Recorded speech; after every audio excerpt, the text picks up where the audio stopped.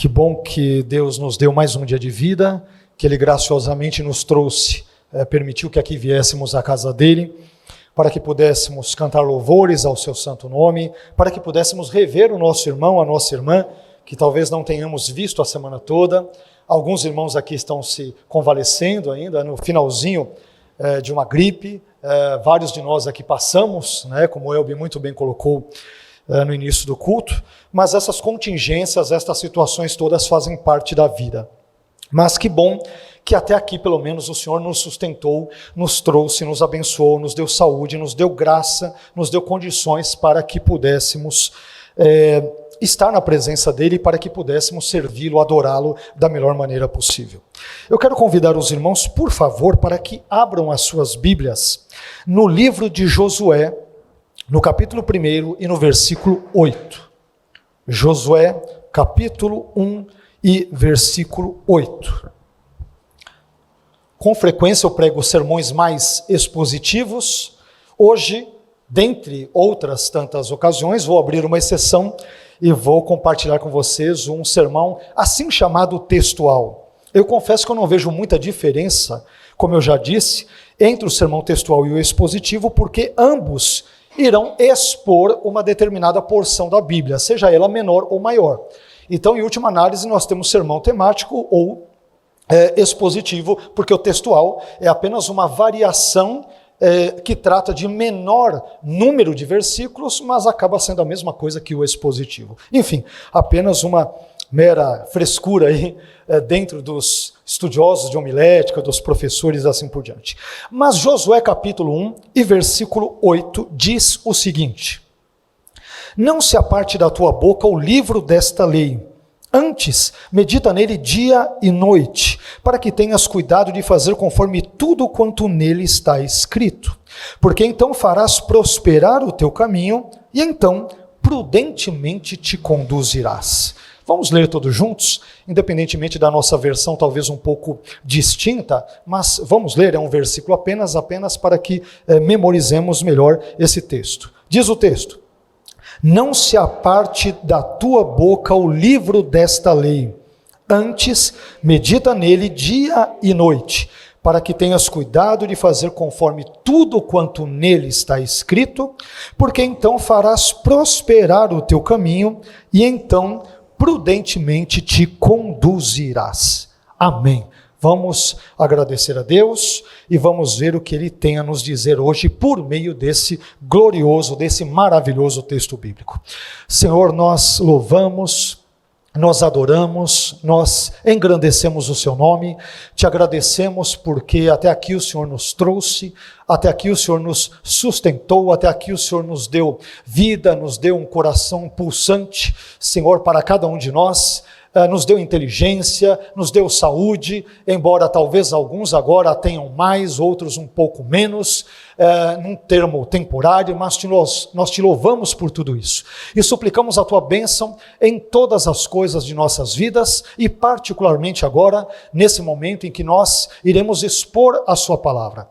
Acabamos de ler um trecho importante da mesma e nós te pedimos, Senhor, que a sua palavra ela venha repercutir positivamente, de forma transformadora a minha vida, a vida dos meus irmãos, a vida da sua igreja, de modo que sejamos por ela tocados, por ela transformados, por ela impactados, por ela mudados e que o seu nome e tão somente o teu nome seja glorificado. Fale conosco, por favor. Ajude-nos para que compreendamos a sua palavra, para que pratiquemos a mesma e para que sejamos por ela transformados, profundamente transformados. É o que te pedimos, agradecidos no nome do seu Filho Jesus. Amém. Deus abençoe. Por favor, pode se assentar. Meus irmãos, na noite de hoje, eu quero falar com você sobre o tema, a meu ver, claramente sugerido por esse texto lido, que é o seguinte: o compromisso com a palavra de Deus e as suas consequências. Esse será o tema da nossa meditação, da nossa reflexão, da nossa exposição na noite de hoje. O compromisso com a palavra de Deus e as suas consequências. Esse texto é muito importante, de Josué, capítulo 1 e versículo 8, como obviamente toda a Bíblia o é, mas esse versículo ele é particularmente interessante, porque, só para nós ambientarmos brevemente o contexto dessa passagem, devemos nos lembrar que Moisés, o servo do Senhor, ele havia morrido há pouco tempo, conforme nós aprendemos, lemos e descobrimos no capítulo anterior a esse de Josué 1, isto é, Deuteronômio 34, o povo de Israel o havia pranteado ali durante 30 dias, um mês, lamentando, chorando, pranteando a partida deste importante líder de Israel, esse importante servo do Senhor do passado. E agora Deus escolhe outro homem para substituir Moisés, homem este que é Josué. E ao escolher Josué para essa importante tarefa, qual seja possuir a terra prometida, que fora já ali prometida, digamos, para Abraão no passado, já no texto de Gênesis, capítulo 12, tantos outros capítulos do livro de Gênesis, Deus então, ele dá uma série de ordens para Josué, diante dessa importante tarefa, dessa hercúlea tarefa, que seria, primeiro, substituir Moisés, e segundo, liderar um povo para que este possuísse a assim chamada terra prometida. E dentre as várias palavras, as várias ordens, os vários termos de encorajamento que Deus dá a Josué, salta-nos aos olhos esse versículo presente que acabamos de ler, que é Josué 1:8. Então, a grande tarefa que Josué tinha pela frente, de substituir Moisés e de liderar um povo bem rebelde, bem obstinado, bem teimoso, bem desobediente, que era Israel, em direção à tomada da posse da terra prometida, para que Josué e Israel conseguissem fazer isso, dentre as várias ordens que Deus lhes dá, ou lhe dá a Josué e também ao povo de Israel, envolve a maneira como ele deveria lidar com a palavra de Deus. Ou seja, o compromisso que Josué e os israelitas tivessem com a palavra de Deus seriam importantíssimos, seriam indispensáveis para que Josué e Israel tomassem posse da terra prometida. Isso é um grande ensinamento para nós, porque, de novo, o tema da nossa reflexão é o compromisso com a palavra de Deus e as suas consequências. Todos nós, meus irmãos, em maior ou menor grau, temos compromissos com muitas pessoas e ou coisas. Nós vivemos numa época onde as pessoas, sobretudo no contexto em que nós vivemos, têm compromisso, por exemplo, com um partido político, com uma ideologia X, com uma filosofia Y, com uma cosmovisão tal e assim por diante. Todos nós, de uma forma ou de outra, mais cedo ou mais tarde, teremos ou já temos, digamos, compromissos com pessoas, com coisas, com valores, com pensamentos e assim por diante. Não é verdade? Pois bem, a partir disso, tenhamos em mente que Deus nos chama, a partir da leitura e exposição desse texto, para o maior de todos os compromissos que existem, que é o compromisso com a palavra de Deus, e ao termos esse tipo de compromisso, Deus nos promete que nós teremos consequências abençoadoras e abençoadas para a nossa vida. Bem, mas que compromissos nós devemos ter com a Bíblia? Lendo esse texto, eu descubro nesse texto que eu devo ter pelo menos 4 compromissos com a palavra de Deus. E compromissos estes, reitero, que resultarão em 2 consequências de acordo com o texto que nós lemos. Mas vamos ver cada uma dessas lições, cada um desses compromissos que nós devemos ter com base no texto lido. Em primeiro lugar, meus irmãos, nós devemos ter compromisso com a proclamação da palavra de Deus. Em primeiro lugar, devemos ter compromisso com a proclamação, com o anúncio, com a pregação, com a exposição da palavra de Deus. Onde eu encontro isso? Na primeira parte de Josué, capítulo 1, versículo 8. Todas as nossas meditações, pelo menos as meditações principais, centrais da mensagem, irão se basear em Josué 1, 8. Então você fique à vontade para manter a sua Bíblia aberta e acompanhar aí, enfim, refletir e absorver esse conteúdo. onde nós encontramos esse primeiro ponto, que trata do fato de que todos nós devemos ter compromisso com a proclamação da palavra de Deus. Aparece na primeira parte de Josué 1:8 que diz: não se aparte da tua boca o livro desta lei. Não se aparte da tua boca o livro desta lei.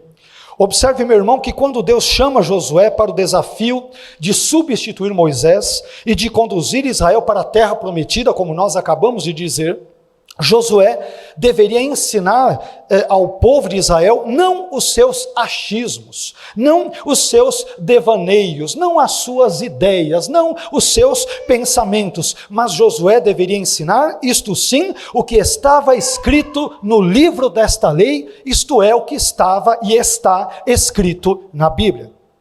Isso me faz pensar naquilo que o apóstolo Paulo dirá séculos depois desse evento, mais particularmente falando, ou precisamente falando, em 2 Timóteo capítulo 4, versículos 1 e 2, quando ele diz o seguinte para Timóteo: conjuro-te, pois, diante de Deus e do Senhor Jesus Cristo, que há de julgar os vivos e os mortos, na sua vinda e no seu reino, que pregues a palavra, instes a tempo e fora de tempo, redarguas, repreendas, exortes com toda longanimidade e doutrina. Isso quer dizer, meus irmãos, que Deus nos chamou para anunciarmos a sua palavra para todas as pessoas, em todos os contextos, em todas as ocasiões e em todos os lugares. Portanto, que a palavra de Deus e não os nossos pensamentos esteja sempre presente nos nossos lábios. Essa é a primeira lição que nós aqui aprendemos, ou seja, nós devemos ter compromisso com a proclamação da palavra de Deus. Esse é o primeiro dos grandes compromissos e o primeiro de 4 compromissos que Deus aqui ensina a Josué e, por extensão, ensina a mim e a você na noite de hoje. Em segundo lugar, nós devemos ter compromisso com a meditação contínua na palavra de Deus. Não devemos apenas proclamar a palavra de Deus, mas devemos meditar nela continuamente. Josué 1:8, a continuação do versículo diz: antes medita nele, isto é, no livro da lei, dia e noite. Antes medita nele, dia e noite. Perceba que Josué não deveria apenas proclamar a palavra de Deus, mas deveria também meditar continuamente nela. E isso, mais uma vez, me faz pensar naquilo que está escrito no Salmo 1, versículos 1 e 2. E este Salmo, meus irmãos, o Salmo 1, versículos 1 e 2, nele nós encontramos uma importantíssima declaração. Ele diz que é bem-aventurado, ou seja, é feliz aquele, ou seja, o homem que não anda segundo o conselho dos ímpios, nem se detém no caminho dos pecadores, nem se assenta na roda dos escarnecedores. Antes tem o seu prazer na lei do Senhor, e na sua lei medita de dia e de noite. Esse ponto, mais uma vez, ele é importante, ele é relevante, ele é significativo para a nossa reflexão. Por quê? Uma das melhores formas que temos, meus irmãos, de medir a importância de algo ou alguém, o que algo ou alguém tem para uma pessoa, é vermos a quantidade, por que não dizer a qualidade de tempo que essa pessoa dedica a esse algo ou a esse alguém. Não é isso? A nossa vida, de uma certa forma, e de forma bem resumida, ela é constituída de tempo. Todos nós somos, enquanto seres criados, seres finitos. Se existe um elemento que nos caracteriza, um elemento que nos define, esse elemento é a nossa temporalidade. Todos nós somos temporais, somos seres finitos. Então, veja bem o que eu disse, é muito sério. Em outras palavras, uma pessoa que diz que ama a Bíblia, e isso se aplica a tudo, tá? A tudo, mas não dedica um tempo razoável, mínimo à leitura, ao estudo, à meditação da Bíblia, está demonstrando com isso que na verdade não a ama. Você pode ter todo tipo de relacionamento com a Bíblia, mas se você não a lê, não a estuda, não medita na mesma, não busca praticá-la, não busca vivenciá-la, então quando você diz eu amo a Bíblia, eu desconfio que esse amor é esquisito. É estranho, para dizer o mínimo, não é isso? Porque o amor a algo ou a alguém, ele pode, por exemplo, ser medido, dentre outras formas, é evidente, pelo tempo que você dedica a esse algo ou a esse alguém. Aí você diz, de repente, você, força de expressão, nós, qualquer um de nós, e eu aqui, obviamente, me incluo no pacote. Eu amo a Deus. É mesmo? E quanto tempo você passa falando com Ele em oração? Não estou dizendo que tem que ser ajoelhado e tal, mas, de repente, pensando, né? Quanto do seu tempo, do seu dia a dia, Deus, Ele está presente nos seus pensamentos, nas suas imaginações, nos seus valores, nas suas tomadas de decisões. Não, eu amo a Deus, mas Deus nunca está presente nos meus pensamentos. Meu irmão, esse amor, e obviamente eu estou sendo irônico, ele é muito esquisito, ele é muito estranho. Pode ser um amor pós-moderno, pode ser qualquer outra coisa, mas não é amor efetivamente falando. Portanto, quando uma pessoa diz, eu amo a Bíblia, mas não tenho tempo para lê-la e estudá-la, esta pessoa está dizendo, em outros termos, o seguinte: eu tenho outras prioridades, outras coisas, outros compromissos mais importantes na minha vida do que a Bíblia. E a Bíblia certamente não faz parte do meu rol de prioridades. É isso que você está dizendo. Goste você ou não. Aceite essa mensagem ou não. Acredite nela ou não. Concorde com ela ou não. É exatamente isso que você está dizendo. Tudo para mim é prioridade, menos a Bíblia. Menos a Bíblia. E isto você pode estender para todas as demais coisas. Todas as demais coisas. Eu amo meu marido, amo minha esposa, mas ali não buscam conviver ali juntos. Eu amo os meus filhos, mas não dão ou não dá, os pais não dão as devidas atenções ou atenção para os filhos. Então é um amor esquisito, porque nós que somos seres, por exemplo, temporais, uma das formas que temos de externar, de exemplificar o amor é dedicar tempo àquilo ou à pessoa amada, objeto do nosso amor. E você vê então o que o texto diz? O texto diz que é feliz aquele que medita na lei de Deus de dia e de noite. Porque eu amo a Deus e, portanto, amo a palavra de Deus. Então a palavra de Deus estará presente nos meus pensamentos. Eu vou tomar uma atitude, uma decisão, eu tenho que tomar uma escolha entre duas ou mais hipóteses ou possibilidades. A Bíblia será o elemento norteador das minhas escolhas, das minhas decisões e assim por diante. Por isso que Deus chega para Josué, diante de uma tarefa tão importante que era conquistar a terra prometida. Ele diz para ele algo muito interessante, talvez incomum. Ele diz para Josué, Josué, você vai ser bem-sucedido se você meditar na minha lei de dia e de noite. Por quê? Porque, meus irmãos, as coisas são muito simples. Nós vivemos na era da internet, não é isso? Quando abrimos o celular, as redes sociais nos dão uma overdose de informações, boas e más, todo dia e toda hora. Para quem quer estudar a Bíblia na internet, dá para estudar. Para quem quer pornografia, também tem. Para quem quer pedofilia, também tem. Para quem quer assuntos referentes ao amor ao próximo, também tem. Você tem tudo que é coisa boa e tudo que é coisa ruim.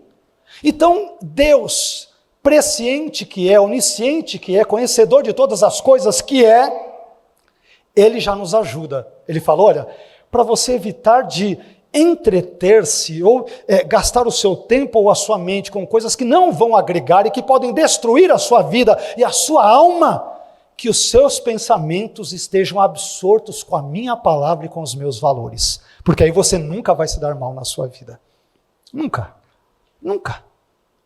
Uma pessoa que vive pensando na palavra de Deus, nas coisas de Deus, ou busca guiar a sua vida com base nisso, ela não terá tempo para que o diabo apronte na sua vida, para que destrua o seu casamento, para que apronte com a sua família e assim por diante, porque ela medita na lei do Senhor de dia e de noite, e é a lei de Deus, é a palavra de Deus quem guia a sua vida, a sua conduta, as suas escolhas e, portanto, irá abençoar a sua vida como um todo. Por isso, meu irmão, se você ama a Bíblia, procure separar um tempo para lê-la, para estudá-la. Tem uma série de encartes na internet, onde você pode pegar aquele plano de leitura da Bíblia de 1 ano. Eu quero ler um pouco mais rápido, tudo bem, eu quero ler em 6 meses, ok. Poxa, minha vida é corrida, eu quero ver se leio em 1 ano e meio, ok. Mas leia a Bíblia, meu irmão, leia a Bíblia, porque ao lê-la, os valores de Deus, do seu reino, os valores eternos, eles irão preencher os seus pensamentos, e é isso que irá ajudar para nortear e conduzir a sua vida. Lembra daquele texto que Paulo escreve?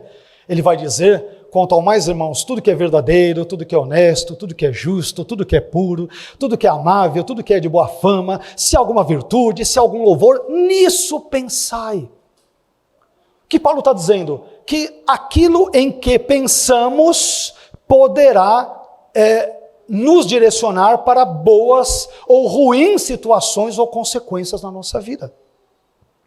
Imagina uma pessoa que só pensa em tragédia, só pensa em coisas ruins, só pensa em questões relacionadas ao dinheiro, só pensa em pornografia, só pensa em não sei o que lá. É evidente que as consequências serão correspondentes àquilo que ela alimenta no seu pensamento. E é por isso que a Bíblia diz que é feliz o ser humano que medita na palavra de Deus de dia e de noite. Ele preenche a sua mente com bons pensamentos, com boas histórias, com boas narrativas, com narrativas que transformam, que mudam, que impactam, que geram vida, que abençoam a vida dos seus leitores, e é isso que Deus quer que venha preencher a minha e a sua mente em nome de Jesus.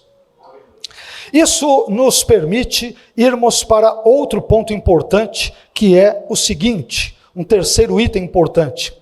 Em terceiro lugar, nós devemos ter compromisso com a prática da palavra de Deus.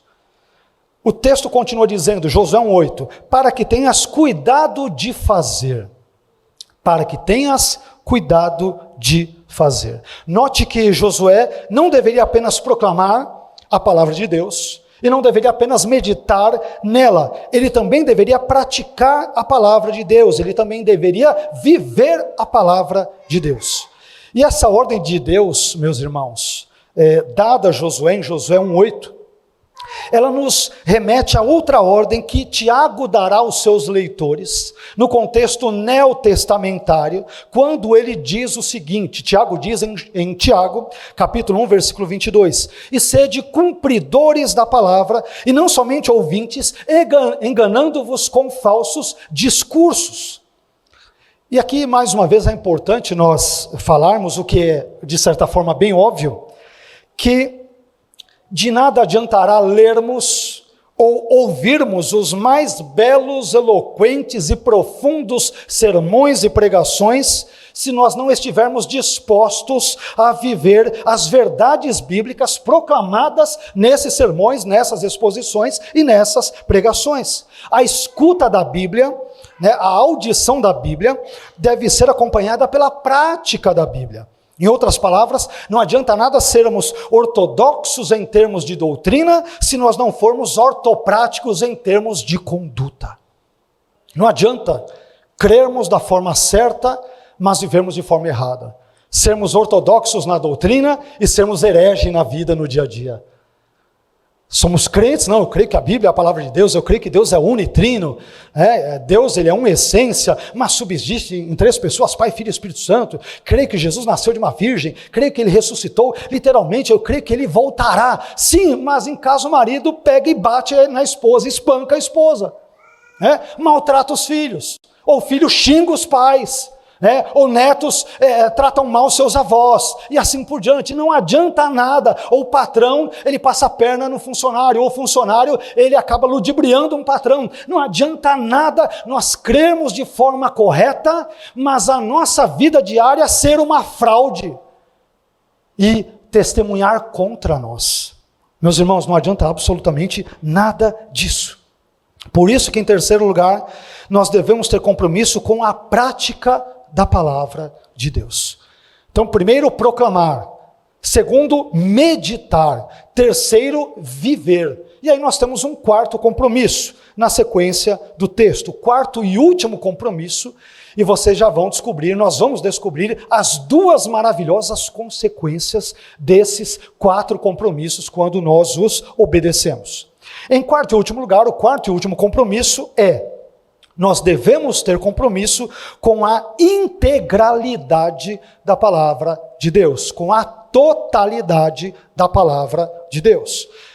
Indo mais adiante, Josué 1,8 diz: conforme tudo quanto nele está escrito.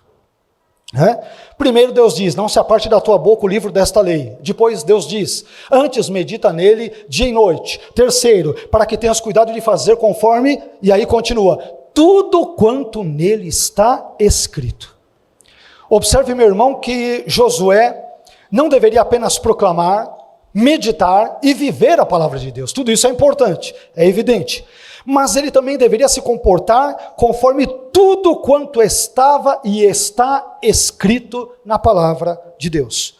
Em outros termos, Deus não autorizou Josué, e não autorizou nem a mim, nem a você, a nenhum pastor, nenhum teólogo e a nenhuma igreja, Deus não nos autorizou a colocarmos em prática ou a vivermos apenas aqueles textos bíblicos dos quais gostemos. E aqueles outros dos quais nós não gostemos tanto assim, então vamos deixar de lado. Ô pastor, eu gosto daquele texto que fala sobre dupla honra, que fala sobre bênção, que fala sobre avivamento, que fala sobre batismo no Espírito Santo, Ok, meu irmão, maravilha, mas e aquele texto que fala sobre amar ao próximo? E aquele texto que fala sobre o marido amar sua esposa e se sacrificar por ela? E aquele versículo que fala sobre os servos servirem aos seus senhores como se estivessem servindo a Cristo? E aquele versículo que fala sobre perdoar o seu irmão, por mais que ele seja mala, e o que tem de irmão mala nesse mundo, e talvez nós mesmos sejamos esses, talvez eu seja mala na vida de alguém, mas a Bíblia nos ordena que nós perdoemos. E o que você faz com esses versículos? Então Deus diz para Josué: Josué, você vai ser abençoado, proclame a palavra, medite na palavra, não é isso que o texto vai nos dizer? Que mais? Viva a palavra, mas não apenas isto, faça isso com toda a palavra, com todo o texto bíblico. Veja só que coisa interessante.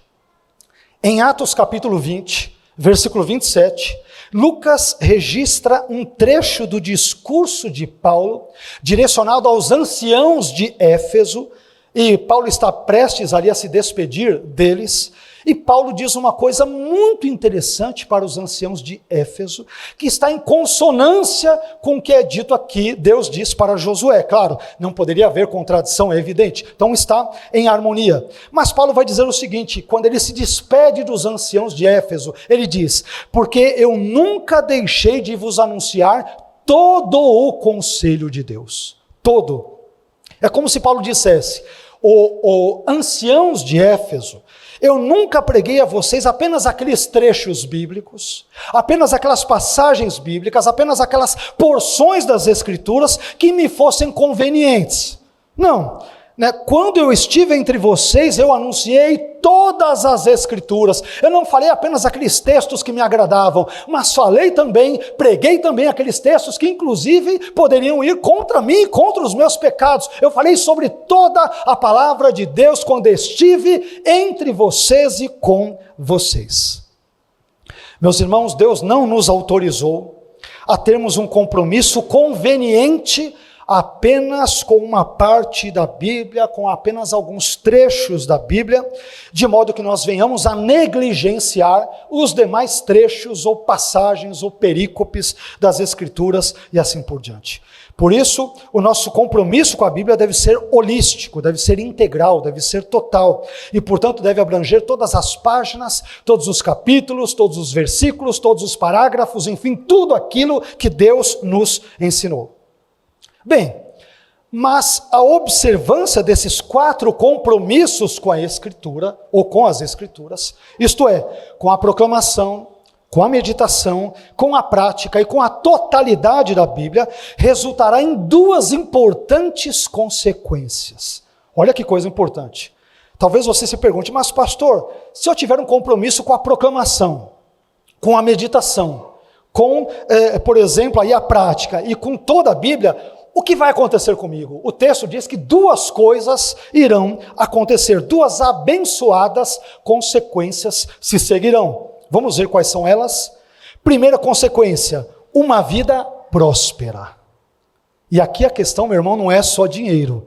É um bem-estar no sentido geral da vida. Você vai ter um casamento abençoado, uma família abençoada. Pode, às vezes, de repente, entrar ali no vermelho, entrar no cheque especial. Pode ter problemas na vida, é evidente. Mas, no todo, uma pessoa que tem compromisso com a proclamação das Escrituras, com a meditação nas Escrituras, com uma vivência das Escrituras e com a totalidade das Escrituras, é uma pessoa que é próspera. Olha o que o texto diz. Porque então farás prosperar o teu caminho. A sua vida, o seu dia a dia.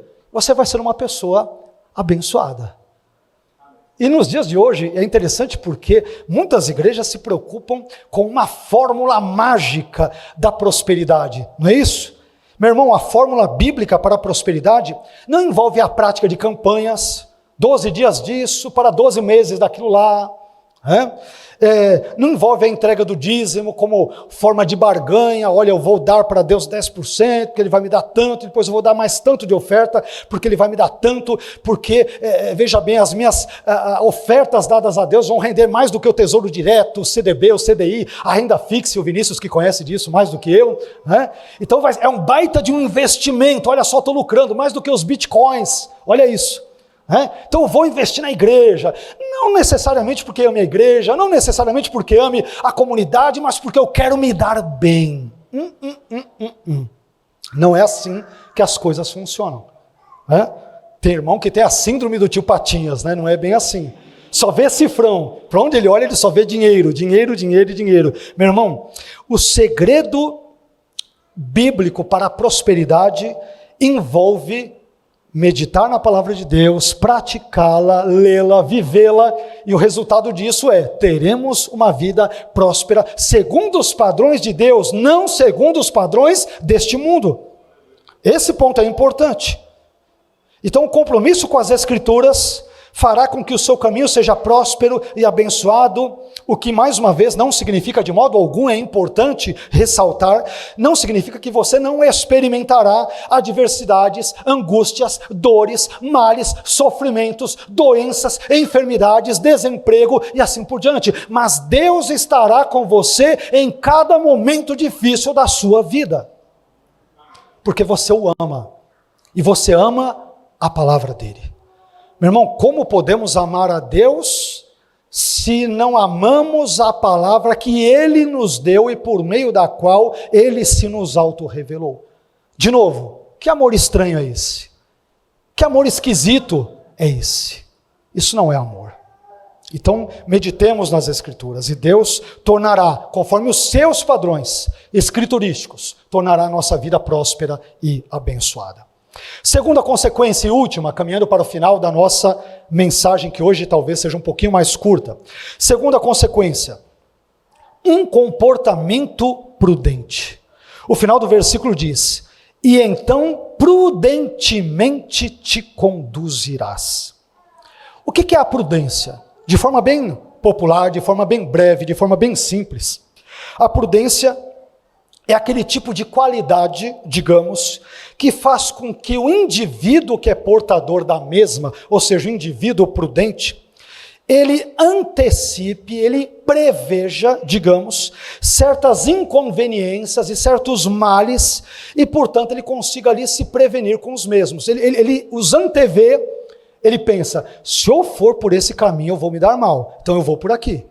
Se eu for por aqui vai dar errado, então eu vou agir desse jeito. Se eu falar com a pessoa de forma X, ela vai entender que isso é ríspido. Então o que eu vou fazer? Eu vou baixar a bola, vou tratar com muito respeito, vou falar de forma branda, porque eu sei que isso é a coisa certa a fazer, ela vai se dar bem, eu vou me dar bem, todo mundo vai se dar bem. Isso é prudência.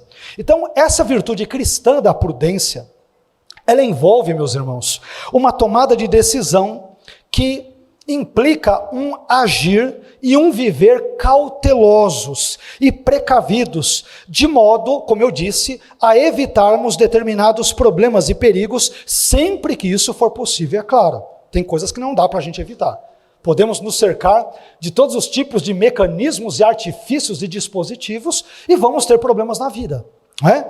Mas tem certos problemas que nós poderíamos ter evitado, mas nós não evitamos. Por quê? Porque às vezes fomos imprudentes. Fomos profundamente imprudentes.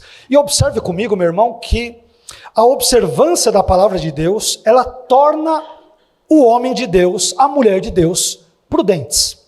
Foi isso, por exemplo, que o salmista deu a entender quando ele disse o seguinte no Salmo 119, 100, quando ele disse: sou mais prudente do que os velhos, ou seja, do que os idosos. Por quê? Porque guardo os teus preceitos. Às vezes a pessoa pode ser idosa, mas é uma pessoa imprudente, porque não é a Bíblia que norteia a sua vida. E às vezes na contramão você pode ter um jovem, 18 anos, 20, 25, ele é mais prudente do que alguém de 70, 80 anos. Por quê? Porque ele teme a Deus. E porque ele busca nortear a sua vida conforme as Escrituras. É isso que o texto diz. Porque não confundamos, ser idoso não significa necessariamente ser maduro, sobretudo em termos espirituais. Assim como ser jovem não significa ser necessariamente imaturo em termos espirituais. Agora, se o jovem e o idoso ambos buscam guiar a sua vida por meio das Escrituras, então ambos são prudentes e ambos são sábios também. Agora, infelizmente, por que esse ponto é muito importante, meus irmãos? Porque, infelizmente, nós vivemos em uma época na qual a imprudência tem sido dominante. Muitas pessoas são imprudentes no seu linguajar, trocam ali os pés pelas mãos, quando vão ver, já falaram, as palavras já voaram, já machucaram, já abriram feridas, já dilaceraram relacionamentos, já destruíram o relacionamento com a família, com o casamento, porque foram imprudentes no seu linguajar. Outros são imprudentes no seu casamento. Outros imprudentes na sua família, na relação familiar, outros na maneira como agem no trabalho, outros no trato com as pessoas, outros no seu relacionamento com Deus, o que é pior de tudo, e assim por diante. Mas a boa notícia é que esse comportamento imprudente, ele pode e deve ser corrigido se tivermos um compromisso sério com a proclamação da palavra, com a meditação na palavra, com a vivência na palavra e com a totalidade da palavra de Deus. Amém? Eu gostaria então de concluir essa breve mensagem da noite de hoje, destacando que, com base em Josué capítulo 1 e versículo 8, nós aprendemos hoje que devemos ter um compromisso quádruplo com a palavra de Deus. A saber, primeiro, o compromisso com a proclamação da palavra. Segundo, o compromisso com a meditação na palavra. Terceiro, o compromisso com a vivência ou prática da palavra. E quarto, o compromisso com a integralidade ou a totalidade da palavra. E quando nós temos esse compromisso quádruplo com a Bíblia, meus irmãos, descobrimos que duas importantes consequências nos acometem. Primeira, temos uma vida próspera. E segunda, temos um comportamento prudente. Que Deus abençoe sua vida, seu casamento, sua família, seu ministério, seus sonhos, suas aspirações, para que sejamos pessoas prósperas e sejamos prudentes, conforme aquilo que Deus nos ordena na sua palavra. E que a Ele e somente a Ele seja dada toda a glória, hoje e sempre, em nome de Jesus. Amém? Vamos ficar em pé?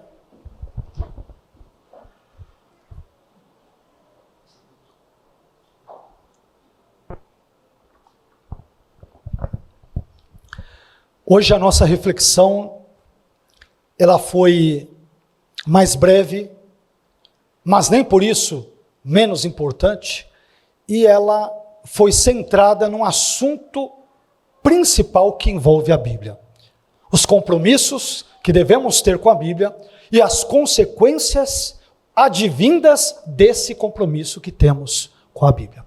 Meus irmãos, nós cristãos, tanto quanto os amigos judeus, somos conhecidos no mundo como o povo do livro. É o povo do livro preto e tal. Hoje não necessariamente a capa preta, hoje nós temos até, obviamente, as Bíblias, todos os tipos e versões no celular, no tablet e assim por diante. Mas, enfim, somos conhecidos como o povo do livro. Mas o que me assusta é que muitas vezes nós não fazemos jus a esse título. Somos conhecidos como o povo do livro, mas às vezes não lemos esse livro, não meditamos nesse livro, não praticamos esse livro, não nos preocupamos com a totalidade dos ensinos presentes nesse livro. E por consequência, acabamos não sendo prósperos segundo o padrão de Deus e acabamos não tendo uma vida prudente. Tem muito crente que vive uma vida imprudente, na sua casa, no seu casamento, no namoro, no noivado, no trabalho, na sociedade. Tem uns comportamentos bem esquisitos, para não dizer outras coisas, para um crente. Aí a pessoa olha e fala, mas você é crente? Sim, eu sou. Poxa, mas seu comportamento não é minimamente condizente com o de um crente. Meus irmãos, que Deus nos dê prudência. Amém? E essa prudência, nós vamos aprendê-la sobretudo com as Escrituras. Leia a Bíblia. Vira e mexe, eu desafio os irmãos, no melhor dos sentidos e com a melhor das intenções, para que os irmãos leiam a Bíblia. Separe um tempo ali na sua casa, alguns poucos versículos, hoje, amanhã. Meu irmão, não dependa da Bíblia, de fazer a leitura bíblica apenas quando o pastor lê o texto bíblico, ou o pregador que vem aqui no púlpito, ele lê o texto bíblico. Faça isso na sua casa. Nós temos, eu estou aqui com a Bíblia, você tem aqui no smartphone, você tem no tablet, nós temos em tudo. Eu desconfio que a nossa geração, nos fins dos tempos, haverá maior rigor para a nossa geração do que para as gerações passadas, quanto ao assunto Bíblia. Porque nós temos Bíblias no tablet, em brochura, de todo tipo de capa, de todo tipo de versão, de todo tipo de metodologia de tradução, para acessarmos qualquer dia, qualquer hora. E os antigos pagavam uma fortuna para traduzir um pergaminho, um papiro. Era uma fortuna naquela época. E eles se matavam, e alguém ia ler a Bíblia, e muitos eram analfabetos. Aquele que era alfabetizado levava na casa de alguém, os cultos eram frequentemente nos lares, e lia para as pessoas, e as pessoas ficavam maravilhadas com o texto bíblico. Hoje, nós temos todo tipo de Bíblia, de tradução, de versão, de tipo de letra, com comentário, sem comentário, com nota, sem nota, Bíblia de estudo, sem estudo, de um tipo, de outro, com uma linha teológica X, Y, e nós não valorizamos isso. Tem exceções, eu sei, mas muitos não valorizam isso. Meu irmão, nós temos tempo para meditar na Bíblia, para lê-la, para vivê-la. E eu desconfio que se nós não o fazemos, é porque talvez a Bíblia não seja a nossa prioridade. Talvez nós tenhamos muitas outras coisas como prioridade. Não há nada de errado em ter prioridades, mas nós devemos escolher as nossas prioridades. Devemos escolher. Meu irmão, que a palavra de Deus seja prioridade na sua vida e na minha, em nome de Jesus. Amém? Se os irmãos estão aqui nesse domingo, eu já louvo a Deus pela vida dos irmãos, porque os irmãos estão dizendo com isso que ir ao culto é importante para os irmãos. Ter comunhão com outros irmãos é importante. Cantar louvores é importante. Ter comunhão com o Senhor é importante, meu irmão. Escolha as suas prioridades. Escolha as suas prioridades. Prioridade não é algo que nos é imposto, salvo em casos de doença. Aí nós não podemos escolher. Sim, perfeito. Mas na maioria das coisas que acontecem na nossa vida, somos nós que escolhemos aquilo que nos é prioritário ou não. Somos nós que escolhemos. E que essa palavra, no melhor dos sentidos, martele no seu coração e que Deus nos desperte para que proclamemos a sua palavra, meditemos nela, pratiquemos a mesma integralmente, seremos prósperos e teremos uma vida prudente diante de Deus e diante dos homens, em nome de Jesus. Amém? Vamos orar? Senhor, eu quero te agradecer por essa meditação breve, mas importante na sua palavra, esse texto tão importante de Josué, e também por este puxão de orelha, mas repleto de amor, Senhor, com doçura, Senhor, com amor, mas com firmeza que o Senhor nos dá a cada um de nós, e eu me incluo nesse pacote, na noite de hoje. Pai, eu quero, nessa oração já de início, te pedir perdão, por todas as vezes em que negligenciamos o estudo da sua palavra, por todas as vezes em que não julgamos as tuas coisas prioritárias, mas colocamos todas as nossas coisas, aquilo que dizia respeito ao nosso umbigo, apenas aos nossos valores, aos nossos sonhos, apenas a isto que demos prioridade, mas as outras coisas nós colocamos de escanteio, colocamos de lado, porque aquilo não era importante para nós. E por isso que eu quero te pedir perdão, Senhor, pelos meus pecados, quando não dei prioridade ao Senhor, a sua palavra e as suas coisas. E aproveito também para pedir perdão pelos meus irmãos desta igreja, Senhor, quando também podendo dar prioridade às tuas coisas, não apenas a leitura bíblica, mas a oração, a comunhão, alguma outra coisa importantíssima no seu reino, nós acabamos simplesmente deixando isso de lado.